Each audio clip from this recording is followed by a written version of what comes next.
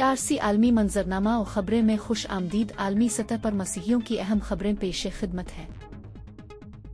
आज 12 मई 2025 है। पाक फिजाइया के मसीही अफसर कामरान बशीर को हालिया पाक भारत जंग में नुमायां कारकर्दगी पेश करने पर पूरे पाकिस्तान की तरफ से खराजे तहसीन पेश किया जा रहा है। पोप लियो 14 ने भारत और पाकिस्तान के दरमियान जंग बंदी का खैरमकदम किया है और कहा है कि वो दुआगो हैं कि खुदा दुनिया को अमन के मुजिज़ों से नवाजे। सदर ट्रंप का पाकिस्तान के वज़ीर आज़म शहबाज शरीफ ने शुक्रिया अदा किया और हर तरह के ताउन और मसला हल करवाने के लिए उनकी कोशिश का सराहा।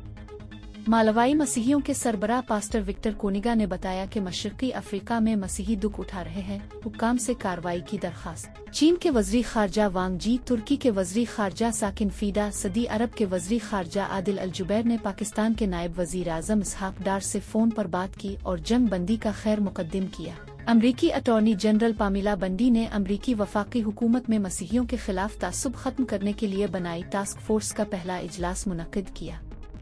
बरतानिया में लेबर रन कौंसिल ने तजवीज़ पेश की कि मसीही गलियों में प्रचार कर रहे हैं, उन पर पाबंदी लगाई जाए। शाम में अलवी हमला आवरों ने 1000 से ज्यादा मसीही कत्ल कर दिए। रफीका हमला में बच जाने वाली खातून ने बताया कि किसी भी वक्त बाकी मसीही भी कत्ल हो जाएंगे। नेपाल में पास्टर कार्की ने बताया कि मसीहियों की जिंदगी नेपाल में बहुत मुश्किल है। हिंदू इंतहापसंदों ने गर्जा पर हमला कर दिया।